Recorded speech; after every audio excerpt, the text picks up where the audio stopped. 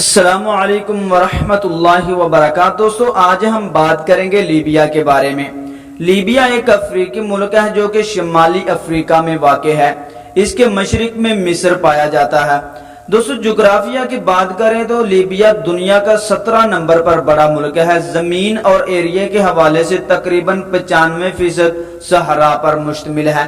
تاریخ کی بات کریں تو برونز کے آخری دور سے ہی ایبرو مورسن اور کیپسی ثقافتوں کی نسل کے طور پر آباد تھا۔ رومی سلطنت کا حصہ بننے سے قبل لیبیا پر کارتاجینیوں، فرانسیوں، مصریوں اور یونانیوں نے مختلف طرح سے حکمرانی کی ہے۔ لیبیا عیسائیت کا ابتدائی مرکز تھا۔ مغربی رومن سلطنت کے خاتمے کے بعد لیبیا کا علاقہ زیادہ تر 7ویں صدی تک وندالوں کے قبضے میں تھا۔ جب اس خطے میں اسلام نے اپنے آپ کو منوایا، 16ویں صدی میں ہسپانوی سلطنت اور سینٹ جان کے لوگوں نے طرابلس پر قبضہ کر لیا، یہاں تک کہ 1551 میں عثمانی حکومت کا آغاز ہوا۔ لیبیا 18ویں اور 19ویں صدی کی باربی جنگوں میں شامل تھا۔ اٹلی ترکی جنگ تک عثمانی حکمرانی جاری رہی، جس کے نتیجے میں لیبیا پر اطالوی قبضہ ہوا۔ اس کے نتیجے میں 2 کالونیوں کا قیام عمل میں آیا۔ بعد ازاں 1934 سے 1947 تک اطالوی لیبیا کالونی میں اتحاد ہوا۔ دوسری جنگ عظیم لیبیا شمالی افریقی مہم میں جنگ کا ایک اہم علاقہ تھا۔ اس کے بعد اطالوی آبادی زوال پذیر ہو گئی۔ لیبیا 1951 میں ایک مملکت کی حیثیت سے آزاد ہوا۔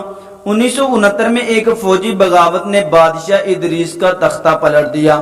خونخوار بغاوت کے رہنما معمر قذافی نے 1969 سے لیبیا کے ثقافتی انقلاب اور 1973 میں لیبیا کے ثقافتی انقلاب تک اس ملک پر حکمرانی کی، جب تک کہ ان کا تختہ الٹ نہ کیا گیا اور اس میں مارا گیا۔ 2011 میں لیبیا خانہ جنگی میں 2 حکام نے ابتدائی طور پر لیبیا پر حکومت کرنے کا دعویٰ کیا تھا۔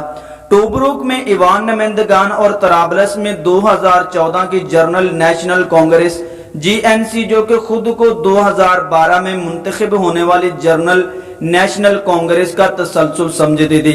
ٹوبروک اور طرابلس حکومتوں کے مابین اقوام متحدہ کے زیر قیادت امن مذاکرات کے بعد 2015 میں متحدہ مجلس عمل کے تحت متفقہ حکومت برائے قومی معاہدہ سن 2015 میں قائم کیا گیا تھا اور GNC نے اس کی حمایت کرنے کے لیے توڑ دیا تھا۔ تب سے دوسری خانہ جنگی شروع ہو چکی ہے۔ لیبیا کے کچھ حصے توبرک اور طرابلس میں قائم حکومتوں کے ساتھ ساتھ مختلف قبائل اور اسلام پسند ملیشیاؤں کے مابین تقسیم ہو گئے۔ جولائی 2017 تک لیبیا کی نیشنل آرمی اور لیبیا کے مرکزی بینک سمیت ریاست کے تقسیم شدہ اداروں کو متحد کرنے کے لیے GNA اور توبرک پر مبنی حکام کے مابین ابھی تک بات چیت جاری ہے۔ لیبیا اقوام متحدہ 1955 سے لے کر غیر یلغار موومنٹ ہے۔ عرب لیگ OIC OPEC کا رکن بھی ہے۔ اس ملک کا سرکاری مذہب اسلام ہے اور لیبیا کی 96% آبادی سنی مسلمان ہے۔ 1974 میں جب اسلامی ممالک کی اسلامی سربراہی کانفرنس لاہور میں منعقد ہوئی، اس کانفرنس میں دیگر اسلامی ممالک کے علاوہ لیبیا کے کرنل معمر قذافی نے بھی شرکت کی۔ انہوں نے لاہور اسٹیڈیم میں ایک تاریخی خطاب کیا۔ کرنل معمر قذافی نے اپنے اس خطاب میں واضح طور پر پاکستان کے جوہری ہتھیاروں کے حق کی حمایت کی اور جوہری تنصیبات کے لیے پاکستان کو خفیہ مدد بھی فراہم کی۔ اس کے بعد پاکستان نے کرنل معمر قذافی کے نام پر لاہور اسٹیڈیم کا نام تبدیل کر کے قذافی بین الاقوامی اسٹیڈیم رکھ دیا۔ لیبیا مغربی افریقہ کا چوتھا بڑا ملک ہے۔ شمال میں بحیرہ روم، مشرق کی جانب مصر، جنوب مشرق میں سوڈان، جنوب میں چاڈا اور نائجیریا واقع ہے۔ مغرب میں تیونس اور الجیریا یعنی کہ الجزائر واقع ہیں۔ ملک کی 57% آبادی مسلمان ہے، 7% لوگ عیسائی آباد ہیں، 0.3% بدھ ازم کے ماننے والے، جبکہ بقیہ 1% دیگر مذاہب کا مجموعہ بھی پایا جاتا ہے۔ ملک کی قومی اور سرکاری زبان عربی ہے، لیکن ملک کے اندر زیادہ تر تربیلین عربی کا استعمال بڑے پیمانے پر کیا جاتا ہے، جو کہ جدید عربی سے تھوڑی مختلف ہے۔ دیگر زیادہ بولی جانے والی زبانیں بربری اور نماسک زبانیں اہم ہیں۔ تری بولی جسے عربی زبان میں طرابلس بھی کہا جاتا ہے، طرابلس بڑا شہر ہونے کے ساتھ ساتھ قدیم ترین شمار کیا جاتا ہے، جہاں آج لیبیا کی 17 لاکھ سے زائد آبادی آباد ہے۔ ایک لبنان میں بھی طرابلس نام کا شہر ہے، اس لیے لیبیا کے طرابلس کو طرابلو کہا جاتا ہے۔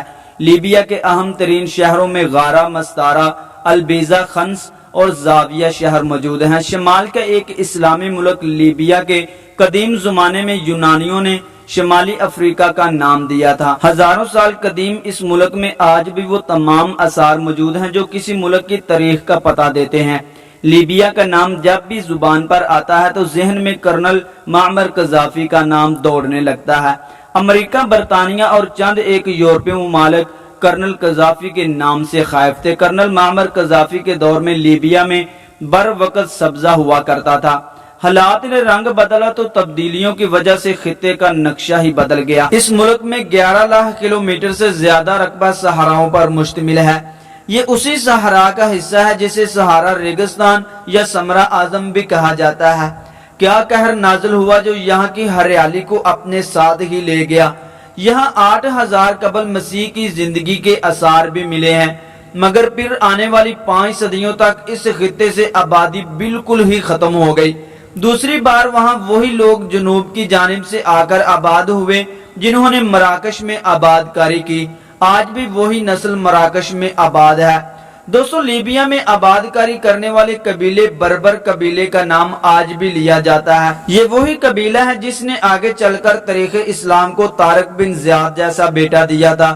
بربر قبیلے کے یہاں آباد ہونے کے بعد فارسی بھی یہاں پر قابض ہو گئے۔ قدیم ایرانی سلطنت بھی یہاں پر آباد ہوئی۔ دوستو، سکندر اعظم نے بھی یہاں پر حکومت کی، پھر یہ علاقہ مصری حسینہ کلوپترا کے قبضے میں چلا گیا۔ کلوپترا کی حکومت کے خاتمے کے بعد رومیوں نے اس ملک پر قبضہ کیا۔ 5ویں صدی عیسوی میں رومیوں سے جنم لینے والی باذتینی حکومت قائم ہوگی۔ 647 عیسوی میں حضرت عمر بن خطاب رضی اللہ تعالی عنہ کی قیادت میں اور حضرت عبداللہ بن سعد رضی اللہ تعالی عنہ کی سپہ سالاری میں مسلم فوج نے یہاں کے تاریخی شہر طرابلس پر فتح کا پرچم لہرایا۔ لیبیا کے جنوبی علاقے فیضان کی فتح حضرت عقبہ بن نافع رضی اللہ تعالی عنہ کے ہاتھوں 663 عیسوی میں ہوئی۔ بعد ازاں بربر قبائل نے اسلام قبول کرنا شروع کر دیا۔ خلافت امیہ کے دور میں پورے لیبیا پر اسلامی پرچم لہرا چکا تھا۔ خلافت عباسیہ کے دور حکومت میں اس خطے کو مزید استحکام ملا۔ خلیفہ ہارون الرشید نے لیبیا کو پورے طریقے میں مضبوط ترین بنا دیا تھا۔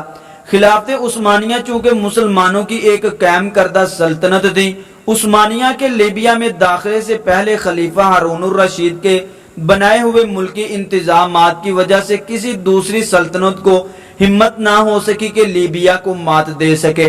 عثمانی جب لیبیا پر قابض ہوئے تو اس ملک نے مزید ترقی کی۔ عثمانیوں کے آخری دور حکومت میں جب اسلامی سلطنت انتشار کا شکار ہوئی، اس نے جنگ عظیم اول میں کود جانے کا فیصلہ کیا۔ تو یہ ان کے لیے برا وقت تھا جب لیبیا میں تقریباً 1300 سال بعد کوئی غیر مسلم ملک قابض ہونے لگا تھا، کیونکہ اٹلی اور عثمانی حکومت کی 1912 عیسوی میں ہونے والی جنگ میں عثمانی حکومت لیبیا کو اپنے ہاتھوں سے کھو چکے تھی۔ اٹالین حکومت لیبیا پر قابض ہو گئی۔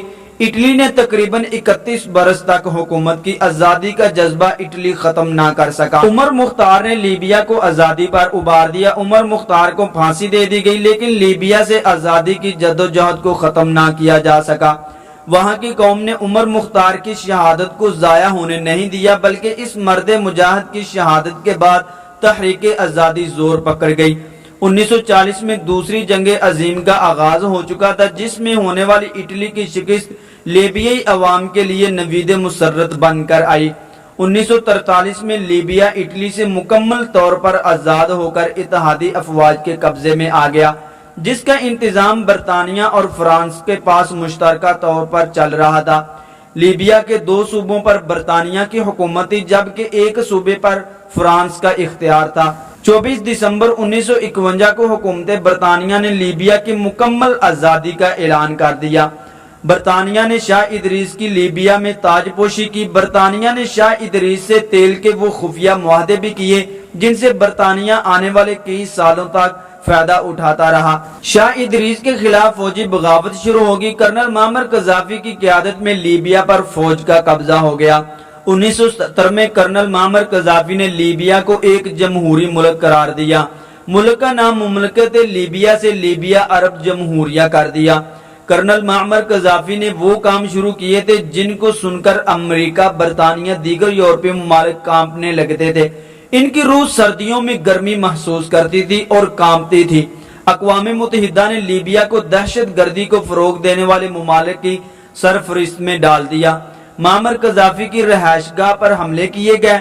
कजाफी ने आलमी ताकतों के दबाव की वजह से अरबों डॉलर झूठे इल्जामात की बुनियाद पर अदा किए जो लीबियन या कजाफी ने कभी नहीं किए थे। इसराइल जंग में मिस्र का साथ देना, सद्दाम हुसैन की रिहाई के लिए लड़ने वाले वकला में एक वकील मामर कजाफी की बेटी भी थी। कर्नल मामर कजाफी हर तरह से सद्दाम हुसैन और इराक को अमरीकियों और नेटो से बचाना चाहते थे। अरब जंग में इराक का साथ देना कर्नल मामर कजाफी को बहुत महंगा पड़ा। आलमी ताकत ने लीबिया पर पाबंदियां ऐद कर दी, बगावत कराई गई।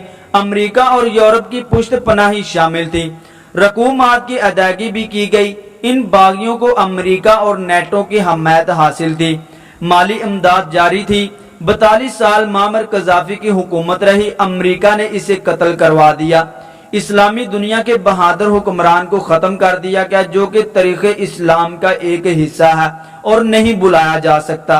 दोस्तों, आज की हमारी वीडियो यहाँ तक ही। वीडियो अच्छी लगी हो तो प्लीज लाइक कर दें, चैनल को सब्सक्राइब कर दें और बेल के बटन को भी दबा दें ताकि हमारी हर नई आने वाली वीडियो का नोटिफिकेशन बर वक्त आप तक पहुंचता रहे। अस्सलामु अलैकुम व रहमतुल्लाहि व बरकातहू।